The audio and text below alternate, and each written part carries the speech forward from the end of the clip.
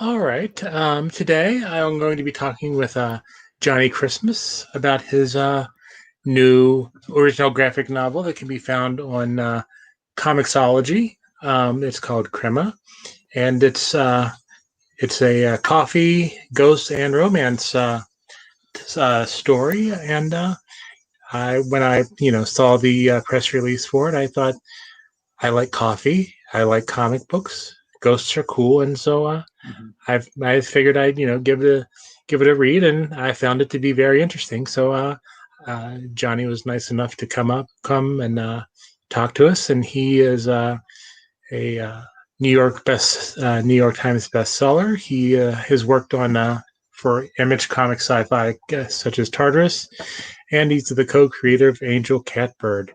So let me go ahead and bring him in, and first grab a cup of coffee, and we'll find out more about this book. Hey, how's it going? Hey, pretty good. Thanks for having me on, Chad. No, thanks for taking the time to talk with us. So, before we get into about the book, tell me a little bit how you got into comics. Do you remember the first book that you read, or the one that hooked you?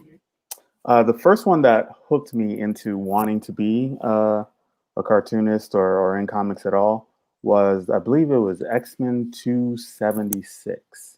There were others before that got me interested in comics, but it was the one with Jubilee and Gambit on a Shire space station or something, hiding from Deathbird. And it was Jim Lee art, story by Chris Claremont, and that was one of the times where the voice of the creators was so distinct that it didn't feel like an interchangeable kind of thing. Like, oh yeah, no knock on Archie Comics. Archie Comics are Mm-hmm. cool or whatever, but it's very at least the classic ones were very interchangeable, like Mm-hmm. a very reliably consistent product. That was very pleasing. But X-Men 276 could only have been made by the people who made it. Mm-hmm. And that was very clear. And at that point, I thought, oh, cool. Like this is a way to tell long form stories that are extremely distinct in a visual medium. And I was an artist, or I am an artist, so it was really clear to me at that point. Yeah. And so, what was, how did you get in to break into, break into, as a cartoonist? How did you break into comics? I did a few random jobs here and there. Like everyone started out, I did like a Jericho variant cover and a few like random uh, things, just trying to get in. But the first thing that I got that was major work was me and my friend Ed Brisson pitched the series Sheltered, Mm-hmm. Ed as writer and me as artist, and it got picked up at Image, and we were just we didn't know we were going to get picked up, and secondly, we thought we were going to get like 5 issues, but Mm-hmm. we had a 15 issue run because the first issue did so promising. So that was my way in, was like full on, from like 0 to 60, 15 issue maxi series run. So that was the big one in terms of getting me in. And so, what was what inspired you to do a graphic novel like this? What was the inspiration for it? For Crema. Yes. So the inspiration, I the inspiration. There's so many. Sorry, it's one of those things where there are like No. so many long-standing inspirations and so Yeah. many. So I've always wanted to do something. I always wanted to do. First of all, I always wanted to do a romance comic, and I would always like talk to all my friends about it, and I was speaking to an early editor who was on the book of like years before about doing a romance comic, and then at a certain and I think somewhere along the way, conversations about my love of Brazil, and this editor suggested that maybe I reach out to Dante Luiz and see if we can do a romance comic. Mm-hmm. does these fantastic romance comics. Dante is Brazilian, lives in Brazil. So that was the inception on working with Dante and doing a book about Brazil. With Brazil, I think the movie Black Orpheus from like the 50s was like a really beautiful key into using Brazil or utilizing Brazil with mythological backdrops and weaving those themes in. That movie is very important to a lot of stuff that I've created, I think. And as for the coffee and ghost stuff, we knew we wanted a haunted romance, and I was trying to think of a Brazilian export that's extremely universal to us here in North America. Mm-hmm. And coffee is, it's just about as universal as anything. So started crafting a story of like, how can we utilize coffee, the richness of Brazil, and romance to make something that kind of comes together, and throwing a love story and a super long 100-year-long love letter written by a hyper nostalgic nobleman ghost, and there you have it. It all comes together. So who we kind of touched a little bit on there, but who are the main characters of the book, and what's kind of like the main plot that runs throughout? Sure. The main so we have two protagonists, it being a love story, but I would say our main protagonist is Esme. She's the New York City barista who whenever she drinks too much coffee, it happens ever since she was like a little girl. She drinks too much coffee, she sees ghosts. And she started to drink coffee because she thought she had this fear that she wouldn't be seen. She never felt seen ever in her life. And she felt that she would disappear, so she kept drinking coffee so she wouldn't fall asleep, so she wouldn't have the fear. And all of a sudden it triggers this thing, or she discovers she can see ghosts. And since she's kind of a loner, her best friend happens to be one of these ghosts. And so that's Esme. And on the other side of it, we have Yara, who's dazzling, and she's the heiress of a coffee farm in Brazil. And everyone sees Yara, and Yara feels seen by everyone. And Yara does not really kind of want any part of her family legacy. She wants to strike out on her own and have her own life. So you have these two together meeting in New York, and then story circumstances happen in which they go back to Brazil, and Yara has to confront this family legacy of this coffee farm, and Esme has to confront some of her own personal fears, because the coffee farm is been around for 100 years, and the legend is that this coffee is like the best coffee in the world, and the legend goes that it is so because the coffee is fueled by love. There was a woman, Joanna, who waited for her long lost love to return, and he never did. And but her love for him just seeped into the ground, and this coffee is just imbued with all this like love that she has. But over the course of 100 years, it's starting to fade, and so the coffee trees are dying. So Yara has to go home to figure out what's going on. Esme goes with her, and then some of the darker haunted themes of our story start to percolate and rise up from the ground. Reading, I got like a very Neil Gaiman feel to the book. Was did that kind of are you familiar with his writings, and did that kind of influence you that in the way you brought the more supernatural parts of the story? I'm familiar with the Sandman, of course, but not much more than that, honestly. And I enjoyed bits of Sandman. It was, but if there is any influence of it, it's all probably through osmosis of him touching someone, touching someone, touching someone, touching me. Yeah, right. Yeah. So, are there, kind of leading off that, are there any, creators that you kind of take your style of, styles from? In terms of storytelling, I would say a lot of the fabulist or magical realists. So, Mhm. Gabriel Garcia Marquez is huge for me. Toni Morrison is epic for me in terms of prose. Um, in terms of comics, the funny thing about with comics, I think a lot of my influences don't really affect like they hit something else in my brain and the storytelling comes out a different way. Mhm. So like Jaime Hernandez is massive for me. Uh, Otomo is huge. Mike Mignola is big.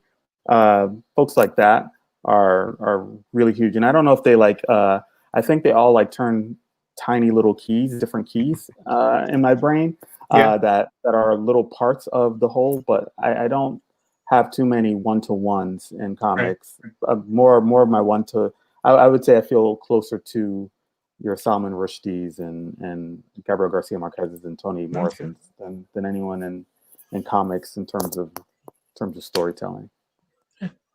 I mean, you know, I've read some of some of those authors, and I kind of kind of also got that flavor in some of the some of the parts of the story. So you did a good job. Thank you. But so how long have you been working on the book? Can you talk about your creative process? Sure. We did not have too much time on the book. Um, like there's never enough time to work on any book. Mhm. Honestly, it's always like every creative person never feels like they have enough time. And in comics, there's not a lot of time generally because it takes so long on the drawing side of the process. So you got to get things uh, off to the artist as fast as possible. So I had about a month. I started writing it in January of 2019, and I wanted to get it all done by February so that Dante had something to begin with. So he had time to draw and color this graphic novel over the course of a year. And then somewhere along the way, I got an extra 2 weeks because we had some delays.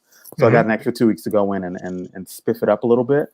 So all in all, I got 6 weeks to work on it, which was kind of a blessing, kind of like 5 weeks. But yeah, and then I went to coffee shops every day and every morning.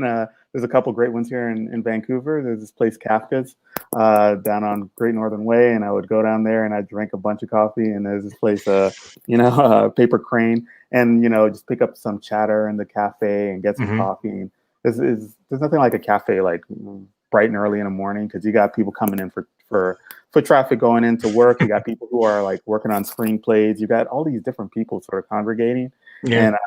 and you're catching up on what people did last night or what they plan to do during the day or who they are trying to avoid at work and all this stuff. So it was a really wonderful experience. I had never had that before. I usually write in kind of isolation, but it was I started adopting it more pre-pandemic. And how was your relationship working with you know I can't I just forgot his name. Dante. Ante. did, um, did were there times where you like sent something to him and he said maybe this will work better, or was how was the creative you know did you I would assume that you two played off of each other in the creative process. Yeah, like most creative, especially comic book collaborations, a lot of it happened very early on. Most of it happened very early on, but there was always with you know every page, every panel is a decision that you have to make. Hmm. So there, but early on, we talked quite a bit about like what we wanted to do in terms of fashion, what we wanted to do in terms of place, what we wanted to do in terms of characters, how they looked, how like I wanted Esme to kind of like a person slouches like Hmm.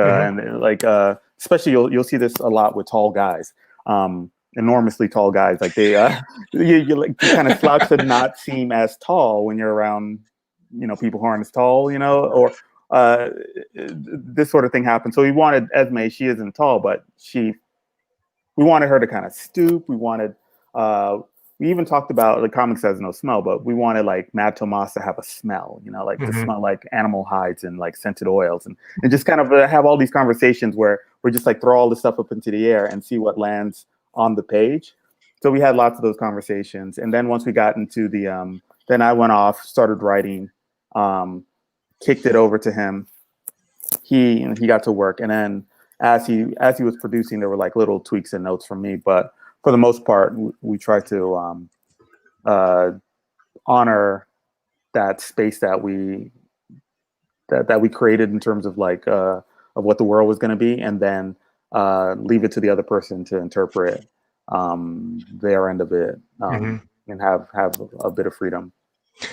Yeah, because as I was reading, I noticed in the back part of the book you kind of had like a script or something, and then there was some section that said Marvel method, and then it was just a description. Yeah. I laughed at that. I love that because as an artist, whenever I was working on anybody else's scripts, and they would like telegraph a fight scene or any like any scene that was like maybe even like a 2-person dialogue scene, a lot of time was just kind of like, you know, you could just leave that to me. I'm actually the acting department. I'm the actors. I'm the lighting department. All of that stuff. So you could so unless there was a like very specific reason as to why this person needs to pick up this cup of coffee now, put it down here, blah blah blah, because maybe because that person has a nervous tick with picking up coffee, so that now we have visual cue that they're nervous without having to say they're nervous. You know, if there's not something like a story reason, I like to give the artist the ammunition to tell the story, because I know how it can be boring. It's like a long stretch of road, man, when you got like 200 pages and someone's dictating you every step of the way, every blade of grass, every iguana on the side of the highway. Like, you know, you gotta let people breathe. So I wanted Dante to have some room to breathe, and always knowing that he had a clear line to me. If something wasn't clear, he can go, hey, like, what's your intention here? But he didn't, because he's an artist, he's a storyteller. So he had enough. He had the directions, he had the roadmap, and he decided on how he's driving the car. You know? So, was it any different working with through the ComiXology Originals than, say, you know, the stuff you've done through Image? Because you know it's a very different distribution of the work. Yeah, I would say in terms of the creative stuff, it was almost exactly the same. Very hands off. They approved it. They liked what was going on in terms of what was pitched to them, and then they were like, deliver us a product. And so that was really cool. And the feedback when it came in was just like very enthusiastic and very optimistic. So in terms of working, it was almost exactly the same. In terms of the release and platform kind of deal, it's very new, because, you know, Crema's only come out like a week ago. So I'm still kind of taking in how it actually is being received and what it looks like in a digital space. But it's very exciting, because I'm used to like it dropping, it being in stores for that day. It's hot as hell on Wednesday, and then you know, that weekend, that Friday and that weekend, maybe you'll get a little bit more steam, people coming in and checking it out on the weekend. But then that very next week, it kind of starts to die off. But the way that the ComiXology marketing team, and the way that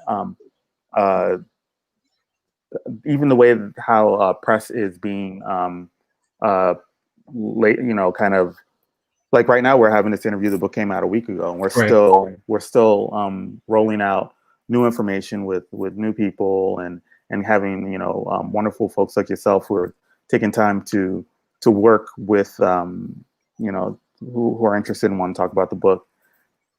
That isn't just based on a Wednesday. It's you know, over the life that the book will have, you know, in terms of response of the readership. So it's really cool, because I wasn't sure if it was going to be like since it's digital, it's going to be like a one-day spike and then it was going to be done. But I'm very happy to see that here we are still still going strong, and it seems to be doing well on there, at least according to like where it's sitting in rankings and stuff. Right. Is there a difference writing? Probably not. But is there a difference writing for something that's going to be digital as opposed to something that's going to be in print? Yeah, that's a good question. There is. There is. Splash pages, man. Splash pages are gone. So I because on the app, which I did not know at the time, a splash page is just as big as a panel, depending on how someone wants to read. Some people want to read with the full page, and some people do the zoom in per panel deal. So to maximize what you want to do story wise, you just can't do splash pages because it's just kind of a waste of a story page in that platform. So that was a really interesting kind of thing. So there were certain things where I wanted to have like a huge impact of like, all right, turn the page and boom, this happens. But it didn't have that. It doesn't have the save the reveal for the right hand page, or the left hand page turn kind of deal, and the big page and a this and that. So it was a very interesting way to like measure your storytelling in a very like in these like perfectly dollops for. I don't know. It's hard to describe, but it wasn't like the anticipation was different. You'd have to build anticipation through a series of panels instead of through a turn of a page. Yeah, it was interesting. No, I completely understand because, for me, there's a clear difference between reading digital and reading a hardcover or a hard copy of something. Yeah. So I was just curious if when you were writing for it that kind of you had to keep that in mind, and obviously you did. Yeah, I did. There were a couple splash pages I had in there that I had to go back in and go like, oh no, this is not going to work. Like because that came to me after, like as I was writing it, so that kind of like threw off a little bit of the flow of things. But it actually was good because then it gave me a little bit more room to play with character stuff, because that's the funnest stuff for me in terms of writing, is all the character stuff. The characters like hanging out and being together and bouncing off each other. But you need the plot to move along. You need things to happen. So it's so when you have like an extra page, it's like, oh great. So now I have time for them to like sit and actually like have a little bit of banter, which is a big blessing when you've only got 100 pages really to work with. So how much coffee did you actually drink while and do you have any crazy you've had too much coffee to drink stories? Because I have one which I don't mind sharing if you have one. We definitely got to hear yours. Let me see. I would drink about, I would say, at least 3 cups a day. Usually I'm a 2 cup a day person, but I was definitely going steady on at least 3 a day while writing Crema. Just to get up early, go to the cafe, have a couple there, maybe take a break, and then maybe like revisit it in the afternoon if I had a little bit of break with the other work I was doing, and go back in and get jacked on some more caffeine. So let's see, 3 cups a day, 6 days a week, for like 5 to 6 weeks. Yeah, that's a substantial amount of coffee. Yeah. I even bought a coffee plant at the time. A little coffee plant. Tell me your story. What's your story? Well, when I was before I started working at home, at the office. I would probably have 3 or 4 before noon. So then I'd have a couple in the afternoon. But my coffee, too much coffee story is it was in grad school and I was up studying for finals one night, and I was up all night, and so I had like maybe 3 of the 12 cup pots of coffee, and then I had to go take the test, then go to work, go work after the test, and then when I got home that night, I was sitting in my computer, and all of a sudden I thought I had this little, I don't know if you're familiar with the LBs are the Shoney's big boy. Oh, it's like a little guy within like. Oh yeah.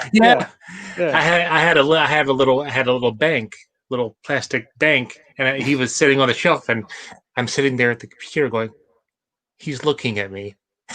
His eyes are following me. That's why I just realized I had had too much coffee, and I should probably just, put him in a drawer and go to bed. How many cups did you say it was at that point? I don't know, because I had coffee after I came back from having my test because I'd been up all night.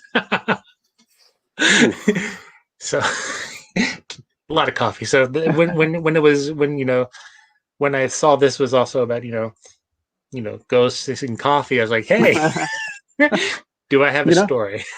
No, actually, I do have a too much coffee story. I had in high school and in college, I didn't really drink coffee. I didn't like drink coffee through. I started drinking coffee when I became a cartoonist, like a full-time cartoonist, because I had never worked as many hours in a stationary position before. Mm-hmm. Like I was like, oh, I draw my whole life. This is my job. It's great. It's fine. And then I realized I'd never drawn for like 10 hours at a time before, just like in one block. So I went from 0 to 60 real fast. But back in university, I went to a college fair. Like I was applying to art schools when I applied to go to Pratt Institute. So I don't know what was happening the night before or whatever, but I was like really tired and I was like, oh, I need to get some coffee in me. I don't drink coffee, so I'm just going to use this like a drug. I'm just going to get some caffeine in and I'm going to go to this art fair. So I didn't know how much to have. I didn't know like, oh, just have a cup of coffee or whatever. I had a big ass. We have coffee in Miami. You call it a Café Cubano, which is just basically espresso with some milk, some sugar, or whatever, or sometimes no sugar, just like I just drink mine black. Yeah, now I'm like I drink it. Now I just drink it black. But at the time I was a neophyte, so I but I didn't know how much to get. So I got like the big ass cup that you're supposed to share with like a bunch of people.